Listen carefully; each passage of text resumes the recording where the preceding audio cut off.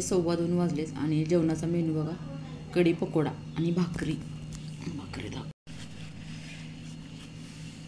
हे बघा, भाकरी आणि कढी पकोडा, भात गरम गरम केला आहे. कंटाळा आला आहे आमटी भाजी वगैरे बनवायचा, त्यामुळं चाललं आपलं कढी पकोडा खायचं. या सगळेजण जेवायला. रात्रीचे 6 वाजलेत आणि लस्सी पॅकिंग चालू आहे बघा. लस्सी बघा आजची पॅकिंग करून आपल्याला पोचवायचं आहे नेऊन इस्लामपूरला, त्यामुळे चाललं आहे पॅकिंग. खवा पण बनवला आहे, दाखवेनच मी तुम्हाला खवा कसा बनला आहे ते. आपला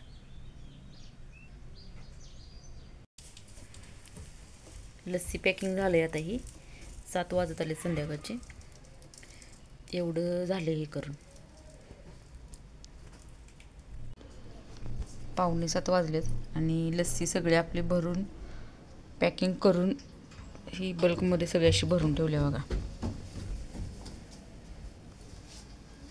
इकडं हा खवा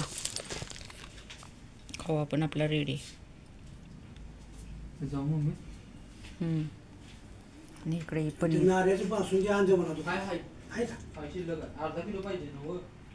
हॉटेल लाईनसाठी पनीर लागते बघा. रात्रीचे वाजलेत बघा 7 आणि चालल्यात स्वयंपाकाची तयारी करणार आहे मी. खूप मिसप आहे सगळं, खूप राडा पडला आहे भांड्यांचा वगैरे. तो सगळी भांडे वगैरे घासून घेऊन मी नंतर स्वयंपाकाला सुरुवात करणार आहे. काल रात्रीपासूनची भांडी पडलेत, कारण मला प्लॅनकडे लक्ष देण्याच्या ह्याच्यात माझं घराकडे जरा थोडंसं दुर्लक्ष होते.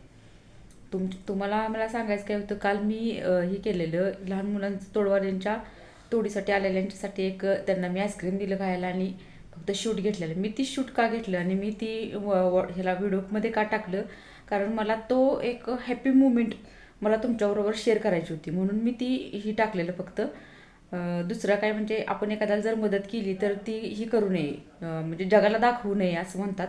पण मी ती दाखवल्या का, तर मला ती एक स्वीट मुमेंट वाटली, म्हणून मी फक्त तुमच्याबरोबर शेअर केल्या.